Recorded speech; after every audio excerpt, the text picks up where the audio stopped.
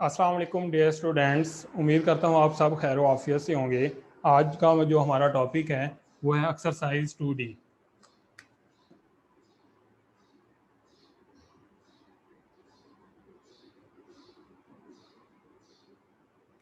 Exercise 2D। Last lecture के अंदर हमने एक्सरसाइज 2D का क्वेश्चन नंबर 3 और क्वेश्चन नंबर 4 सॉल्व किया था। जी, सभी स्टूडेंट्स ने क्वेश्चन नंबर 3 और क्वेश्चन नंबर 4 अपनी नोटबुक के ऊपर लिख लिया था।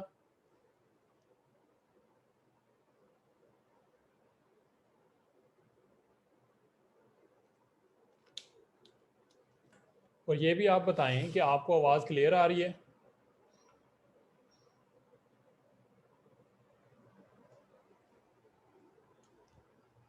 जी ठीक है जी। आज हमने क्वेश्चन नंबर 5 करना है एक्सरसाइज 2D का। तो सभी स्टूडेंट्स एक्सरसाइज 2D का क्वेश्चन नंबर 5 ओपन करें, पेज नंबर 31। जी, क्वेश्चन नंबर 5 की स्टेटमेंट मैं रीड कर रहा हूँ।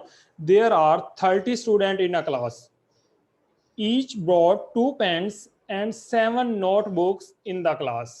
How many pens and notebooks all the student brought in the class? जी, क्वेश्चन नंबर 5 के अंदर there are 30 student in the class. Total कितने स्टूडेंट्स हैं? 30। तो आप लिखेंगे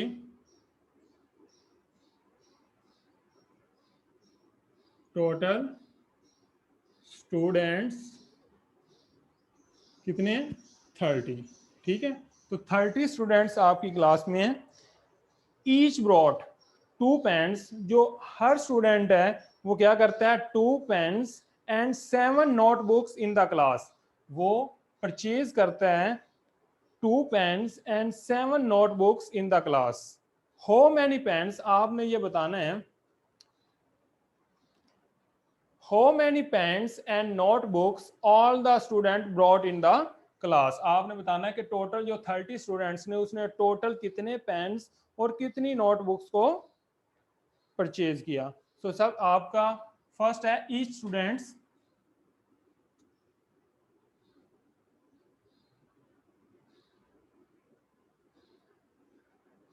ठीक है, ईच जो आपका स्टूडेंट है वो क्या ब्रॉड करते हैं? Broad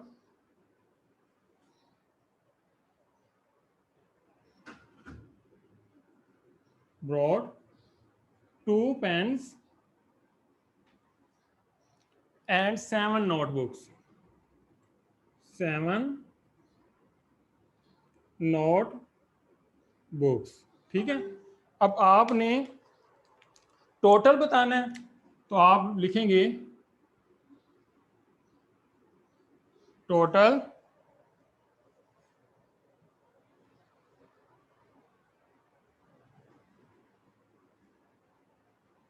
total pens and notebooks brought. ठीक है, टोटल उन्होंने कितने पेन्स और नोटबुक्स को ब्रॉड किया। सो आप क्या करेंगे? ये देखें 30, तो 30 है। टोटल स्टूडेंट कितने हैं? 30। इसको आप मल्टीप्लाई कर देंगे 2 पेन्स, क्योंकि हर स्टूडेंट ने 2 पेन्स एंड 7 नोटबुक, तो 7 प्लस 7 नोटबुक्स। इसके बाद 30 को मल्टीप्लाई करेंगे। आप ये लास्ट कल हमने ये यूज किया था डिस्ट्रीब्यूटिव लॉ। तो डिस्ट्रीब्यूटिव लॉ क्या है कि 30 को पहले हम मल्टीप्लाई करेंगे 2 के साथ, प्लस फिर 30 को मल्टीप्लाई करेंगे 7 के साथ। सो 30 को जब आप 2 से मल्टीप्लाई करेंगे तो ये आएगा 60। तो 60 पेन्स एंड 30 को 7 से मल्टीप्लाई करें। 30 को जब आप 7 से मल्टीप्लाई करेंगे तो आएगा 210 नोटबुक्स। तो आपका क्या आंसर आया?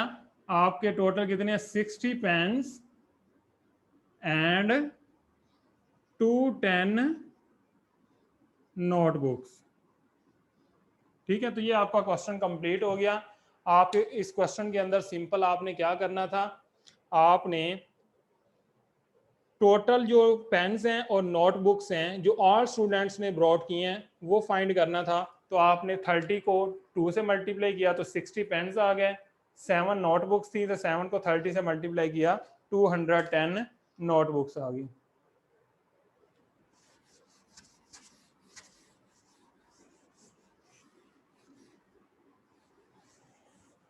इसके बाद लास्ट क्वेश्चन है क्वेश्चन नंबर 6।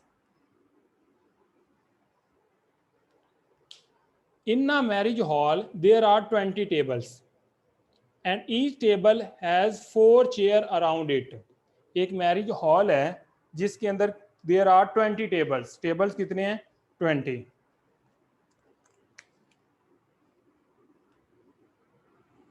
Tables 20 हैं, ठीक है। इसके बाद each table has 4 chairs, ठीक है। तो each table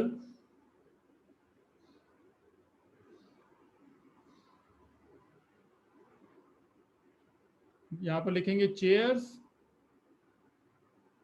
on each table is equal to 4। जी, हर टेबल के ऊपर कितनी चेयर्स हैं? 4 चेयर्स हैं। There are 2 stools for each table and stool कितने हैं? स्टूल फॉर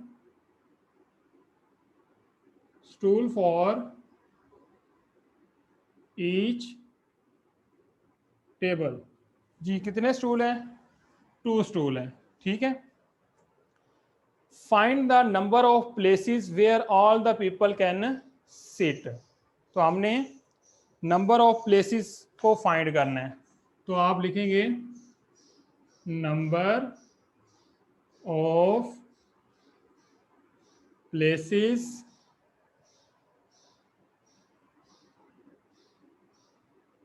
किसके इक्वल होगा? जी, 20 टेबल्स हैं, इसको आप मल्टीप्लाई करेंगे। चेयर कितनी है? 4 प्लस टेबल्स कितने हैं?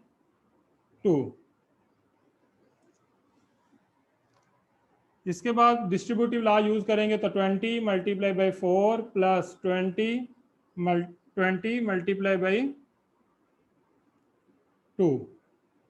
20 को 4 से मल्टीप्लाई करेंगे आंसर आएगा 80, 20 को 2 से करेंगे तो आंसर क्या आएगा? 40। सो 80 प्लस 40 आंसर इज 120। तो हमारा आंसर क्या है? 120।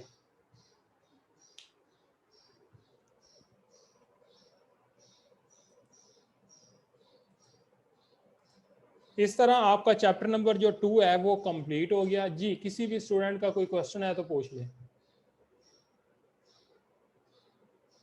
आप अपना माइक अनम्यूट करके भी बात कर सकते हैं।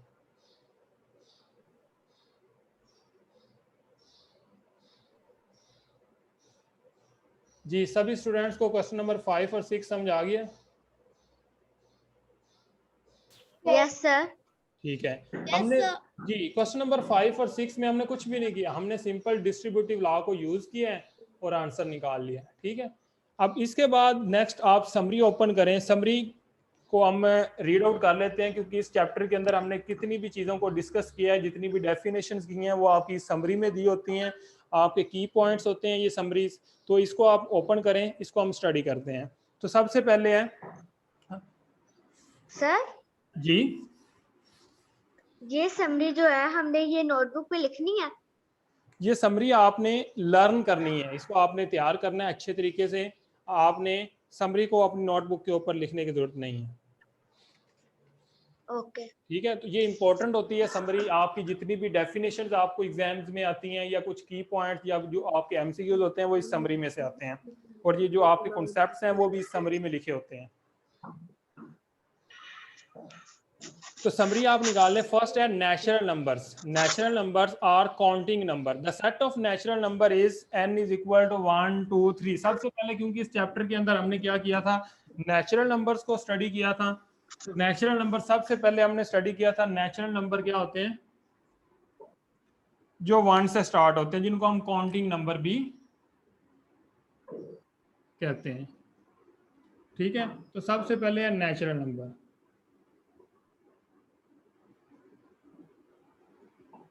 जी, नेचुरल नंबर कौन से होते हैं? जो कि 1 से स्टार्ट होते हैं, 1 2 3 4 इस तरह ये सब।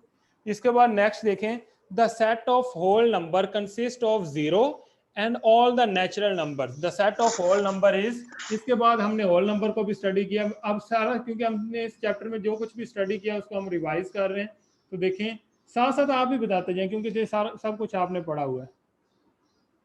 ठीक है, तो आपने बताना है, यहाँ होल नंबर्स का आपको पता है। इसके बाद जी अब नंबर लाइन, जी हमने नंबर लाइन को भी स्टडी किया। नंबर लाइन क्या होती है? Is a straight line on which each point represent a real number. कि नंबर लाइन क्या होती है? एक स्ट्रेट लाइन होती है जिसके ऊपर हम नंबर्स को क्या करते हैं? रिप्रेजेंट करते हैं। ठीक है, तो ये इस तरह की आपकी एक नंबर लाइन होती थी, एक स्ट्रेट लाइन जिसके ऊपर आप नंबर लाइन को, नंबर्स को रिप्रेजेंट करते। इसके बाद कमोटेटिव लॉ था। जी स्टूडेंट्स, आपसे मैंने बार बार उस वक्त भी पूछा था, कमोटेटिव लॉ क्या था? जिसके अंदर हम ऑर्डर को चेंज करके हम अगर ऐड करें तो हमारा जो रिजल्ट है वो चेंज नहीं होता। इसके बाद commutative law of multiplication says that the changing the orders of the factor does not change the product.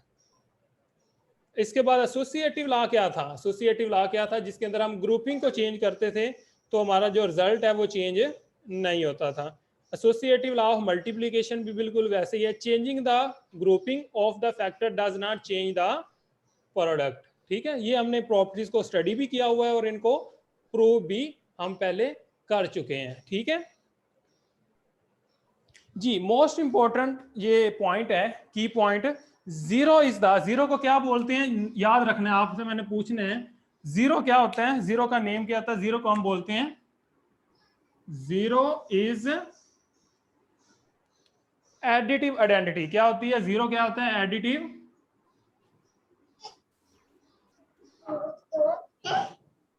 Zero is the additive identity. Zero additive identity होती है। क्यों जीरो इस वजह से एडिटिव आइडेंटिटी होती है? क्योंकि जीरो को किसी भी नंबर में ऐड करें तो वो नंबर वैसे का वैसे रहता है। इसी वजह से हम जीरो को क्या बोलते हैं? एडिटिव आइडेंटिटी बोलते हैं। इसके बाद जी मल्टीप्लिकेटिव आइडेंटिटी कोई बताएगा? मल्टीप्लिकेटिव आइडेंटिटी क्या होगी? वन। क्यों? क्योंकि जब हम वन से किसी भी नंबर को मल्टीप्लाई करते हैं तो वो नंबर वैसे का वैसे रहता है, तो वन होती है। तो ठीक है, तो वन इज मल्टीप्लिकेटिव आइडेंटिटी। ये बड़ा इंपॉर्टेंट पॉइंट है, इसको आपने अच्छे तरीके से तैयार करना है। मल्टीप्लिकेटिव आइडेंटिटी, ये आपको एमसीक्यूज में पूछा जा सकता है कि मल्टीप्लिकेटिव आइडेंटिटी क्या है और एडिटिव आइडेंटिटी क्या है। इसके बाद नेक्स्ट आ जाए जी, ये आपका जब हम डिवाइड करते थे तो डिवाइड के अंदर हम क्या लिखते थे जी? इस थोड़ा सा हम आपको याद करवाता हूँ। हम क्या करते थे, ये देखें 2 है, इसको 7 पे डिवाइड करें तो 2 3 आर 6 इज इक्वल टू 1। जी स्टूडेंट, हम इसको, ये डिवीजन होती थी। इसके अंदर सबसे पहले आप बताएं डिविडेंड क्या होता है? डिविडेंड होता है ये जिस पर हम डिवाइड कर रहे होते हैं। ठीक है,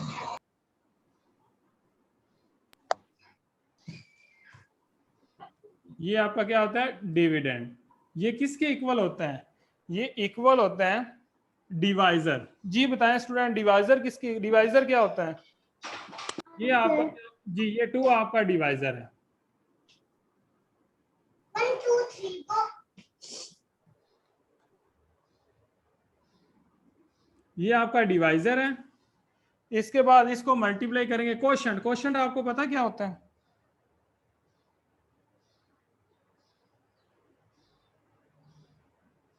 जी बेटे जी, जो आपका आंसर होता है इसको हम कोशेंट बोलते हैं। ये आपका कोशेंट होता है।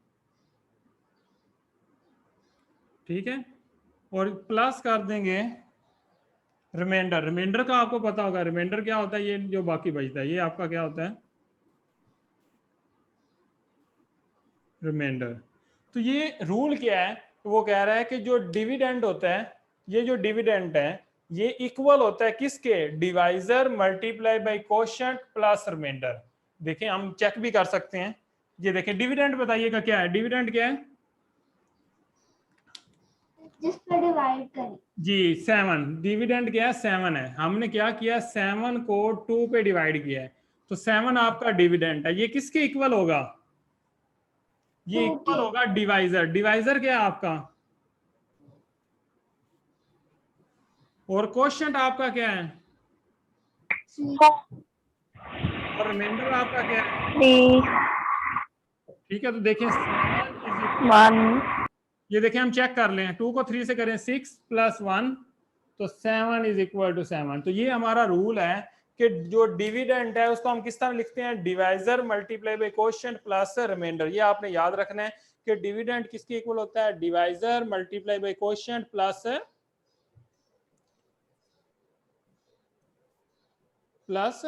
रिमाइंडर, ठीक है।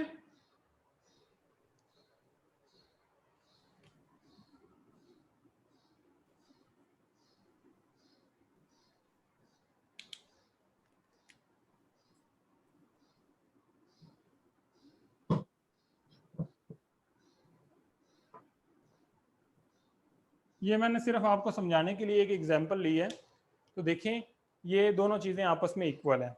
इसके बाद नेक्स्ट आ जाए डिस्ट्रीब्यूटिव लॉ। डिस्ट्रीब्यूटिव लॉ को भी हमने स्टडी किया था। डिस्ट्रीब्यूटिव लॉ हमने एक स्टडी किया था मल्टीप्लिकेशन ओवर एडिशन, और एक हमने स्टडी किया था distributive law of multiplication over subtraction, ठीक है। तो ये दोनों अभी हमने लास्ट स्टडी किए हैं, ठीक है, जिसके अंदर हम मल्टीप्लाई करते थे फिर ऐड करते थे, तो दोनों के जो रिजल्ट हैं वो क्या होते थे, सेम होते थे, ठीक है।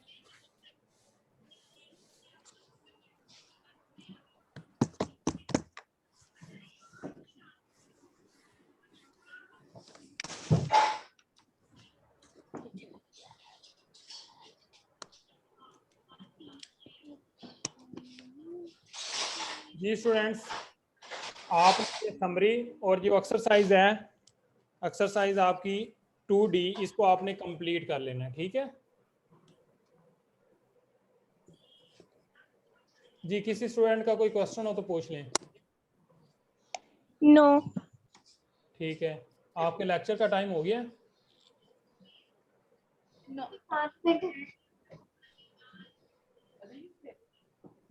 अभी 5 मिनट है हमारे पास। Sir, 5 minutes. अच्छा 5 मिनट्स हैं, तो हम इस तरह करते हैं, हम इसकी जो चूज द करेक्ट ऑप्शन है उसको भी कर लेते हैं, ठीक है।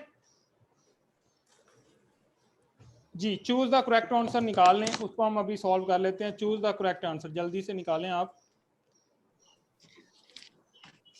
जी first choose the correct option है, in real life of the number that tell how many objects are there are called। जी कोई स्टूडेंट बताएगा इसका कौन सा ऑप्शन आएगा।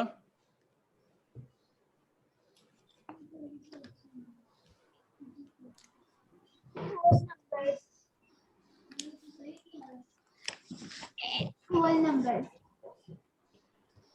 देखें आप दोबारा देखें, in real life the numbers, वो कौन से नंबर्स हैं that tell how many object, के ये कितने ऑब्जेक्ट्स हैं। तो आपने कोई भी काउंटिंग करनी हो, कि आपने देखना हो कि ये कितने कितने ऑब्जेक्ट्स हैं, आपकी ये बुक्स कितनी है, तो वो कौन से नंबर्स होते हैं जिनकी वजह से हम काउंटिंग करते हैं, नेचुरल नंबर। और हमने डेफिनेशन भी अभी की है कि नेचुरल नंबर कौन से होते हैं, जो कि काउंटिंग नंबर होते हैं, जो कि 1 से स्टार्ट होते हैं। अब जब काउंटिंग करते हैं, किसी भी ऑब्जेक्ट को काउंट करते हैं तो 1 से स्टार्ट करते हैं, तो वो नेचुरल नंबर होते हैं, ठीक है। तो ये सी आएगा इसका। Only difference between natural and whole number, natural number और होल नंबर में क्या डिफरेंस है। जी उसमें क्या डिफरेंस है, Zero का. सिर्फ 0 का डिफरेंस है। जी बाकी सेम होते हैं, सिर्फ 0 का डिफरेंस होता है। On number line, bigger number is always on the dash of the smaller number. On number line, जी नंबर लाइन के ऊपर बताएं, नंबर लाइन जो आपकी थी, ये देखें मैं आपको, ये देखें नंबर लाइन, ये 0 1 2 -1 -2, ये देखें यहाँ पर देखें, जो आपका बड़ा नंबर होता है वो किस साइड पे होता है, लेफ्ट साइड पे, राइट साइड पे, Right. ये देखिए ये राइट साइड है, तो बड़ा नंबर आपके राइट साइड पे होते हैं और छोटे नंबर आपके लेफ्ट साइड पे होते हैं। तो ये राइट है, राइट आएगा इसका, थर्ड वाले का बी ए है, ठीक है। Right. ठीक है, इसके बाद नेक्स्ट बताएं, the sum of two whole number is always a, Natural number. नहीं होल नंबर्स को प्लस करेंगे तो होल नंबर ही आएगा। ये देखें 0 + 0 करें तो 0 ही आएगा, तो 0 एक होल नंबर है, ठीक है, ये नेचुरल तो नहीं है, ठीक है। तो जब हम होल नंबर्स को प्लस करते हैं तो आंसर हमारा होल नंबर ही आता है।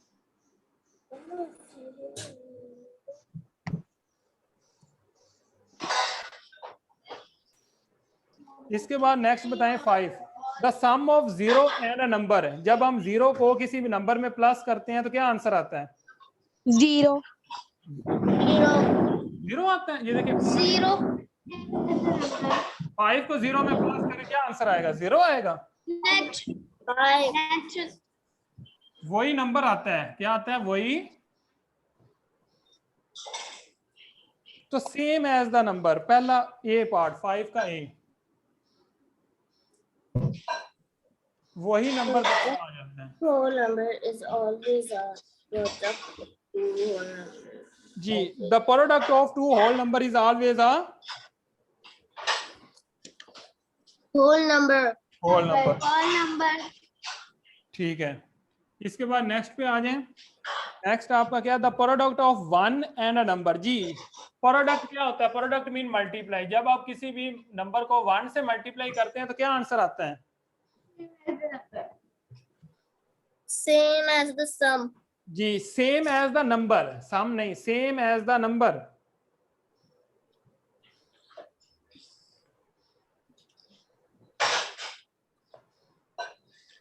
तो ये 6 आएगा, वही नंबर सेम आ जाता है, तो सेम एज द नंबर 7 का आपका है सी। इसके बाद नेक्स्ट पे आ जाएं, a whole number multiply by 0। जब आप किसी भी नंबर को 0 से मल्टीप्लाई करते हैं तो क्या आंसर आता है? 0 0 आता है, तो 8 वाले का ए। इसके बाद नेक्स्ट आप बताएं, a whole number divided by 0। जब आप किसी भी नंबर को, ये देखें 5 है, उसको आप डिवाइड करते हैं 0 पर, ठीक है, तो 5 को जब आप 0 पे डिवाइड करेंगे क्या आंसर आएगा?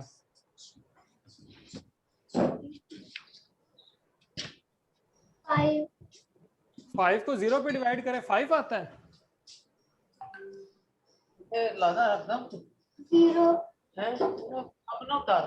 जब हम, बेटे बात सुनिएगा, जब हम किसी भी नंबर को 0 के ऊपर डिवाइड करते हैं तो हम किसी भी नंबर को 0 के ऊपर डिवाइड नहीं कर सकते। 0 पर हम किसी नंबर को डिवाइड कर सकते हैं, लेकिन किसी नंबर को हम 0 के ऊपर डिवाइड नहीं कर सकते, इसको हम सॉल्व ही नहीं कर सकते। जब 0 फ्रैक्शन में नीचे आ जाता है तो इसको हम सॉल्व नहीं कर पाते, तो इसका कोई आंसर नहीं है, ये अनडिफाइंड है। क्या है?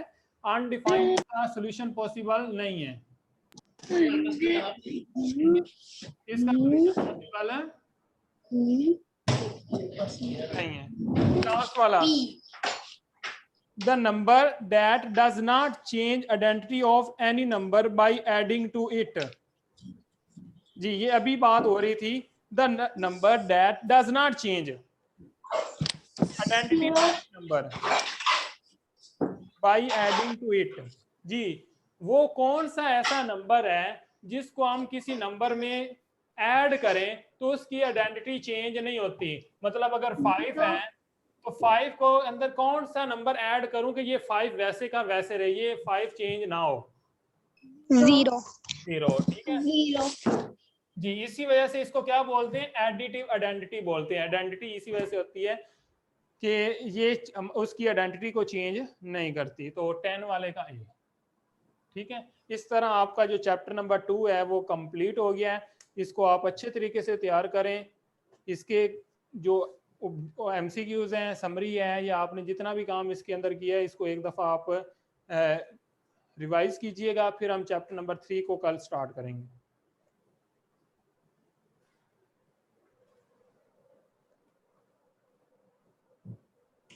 ओके जी, किसी स्टूडेंट का कोई क्वेश्चन है तो पूछ ले।